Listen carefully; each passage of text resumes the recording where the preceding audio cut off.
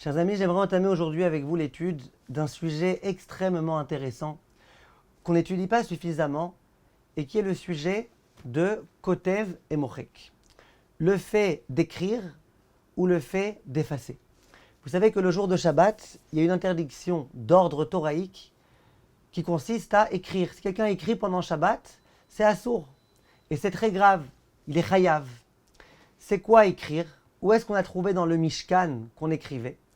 Eh bien, quand on devait se servir des morceaux de bois avec lesquels on faisait le Mishkan, et on devait les accoupler, savoir lequel se trouvait à quel endroit. Et bien, quelquefois, on écrivait des numéros. Lui, c'était numéro 1, numéro 2, numéro 3. Donc, dans le Mishkan, ça arrivait quelquefois qu'on doive écrire. Et donc, Shabbat, c'est interdit d'écrire. Aujourd'hui, quelques introductions, et la prochaine fois, on se lancera dans le vif du sujet. Vous verrez combien ces halachot-là nous concernent au quotidien, en tous les cas, tous les Shabbatot. D'après la Torah, c'est quand on a écrit 2 lettres qu'on est chayav. Si j'ai écrit 2 lettres, même si ces 2 lettres ne constituent pas un mot qui a un sens, dès lors que j'ai écrit 2 lettres, je suis chayav. Si jamais j'ai écrit non pas 2 lettres, mais une seule lettre, c'est ce qu'on appelle en hébreu chatzi shiur, une demi-mesure. Une mesure entière, c'est 2 lettres. Là, c'est une demi-mesure. Chafetz Chaim dit que comme toutes les demi-mesures, c'est interdit d'après la Torah. Alors que le Rav Ovadia, lui, veut prouver qu'on ne dit pas dans tous les sujets que Chatzi Shiur Asur Mina Torah, et lui dit que c'est interdit que Midei Rabbanan.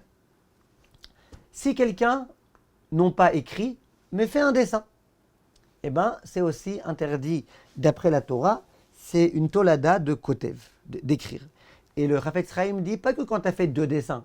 Tu aurais pu dire de la même façon que quand j'écris des lettres, c'est que quand j'ai écrit 2 lettres que je suis chayav. De la même façon dans les dessins, c'est que quand j'ai fait 2 dessins. Non, même un seul dessin.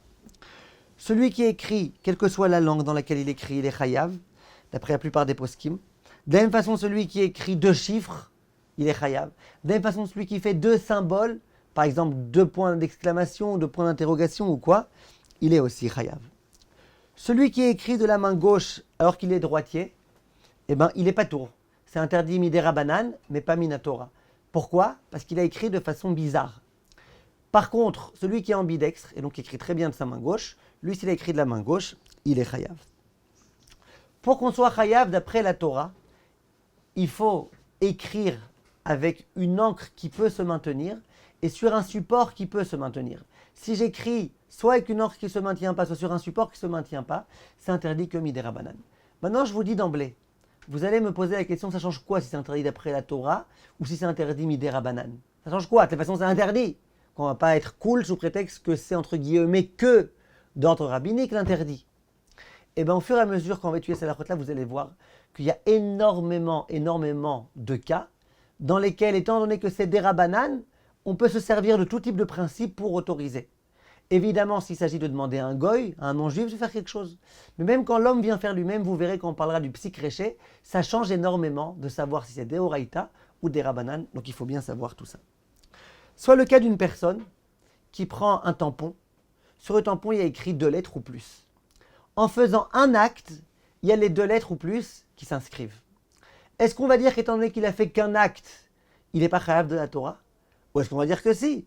Puisque la finalité, la conclusion, le résultat, c'est qu'il y a 2 lettres qui ont été écrites, c'est chayav mina Torah. Viennent les décisionnaires au nom du Rokéach et disent qu'on est chayav d'après la Torah, bien qu'on a obtenu les 2 lettres en ne faisant qu'une action. On a une question très jolie qui se pose. Si quelqu'un vient pour tamponner quelque chose avec la main gauche, et ce n'est pas un ambidex, c'est un droitier. Donc on a dit, si un droitier écrit avec la main gauche, c'est un interdit des Rabbanan, puisqu'il a fait de façon anormale.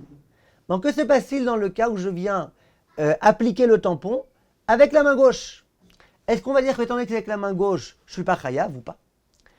La plupart des décisionnaires disent que contrairement à celui qui écrit avec la main gauche, celui qui tamponne avec la main gauche, il est chayav. Pourquoi? Pourtant c'est un droitier. Alors, je vais vous dire pourquoi.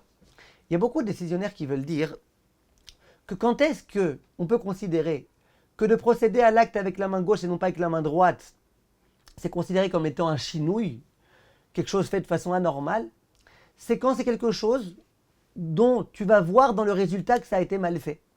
Par exemple, quelqu'un qui écrit de la main droite en général, qui est droitier, et qui un jour va écrire de la main gauche, eh ben son écriture, elle va être complètement vertigineuse.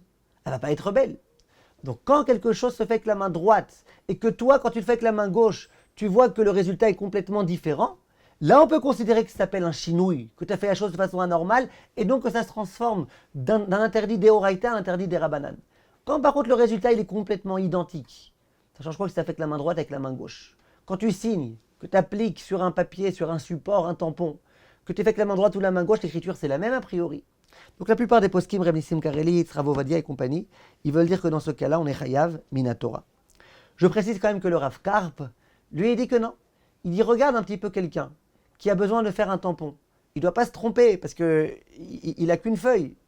Et ben, tu verras que quand il doit appliquer son tampon, il le fait qu'attention, il le fait avec la main droite, il est vigilant, il appuie comme il faut. Jamais celui-là, il se servira de la main gauche. Donc lui, il veut dire que le simple fait que lorsqu'en général on veut tamponner quelque chose, on se sert de la main droite. Si toi tu te sers de la main gauche, c'est des rabbanan. En tout cas, on a compris qu'il y a ici une discussion. Prochaine fois, Bezrat Hashem, on se lance véritablement dans le vif du sujet. Ça, c'était les quelques introductions à connaître. Merci de votre attention et à très bientôt.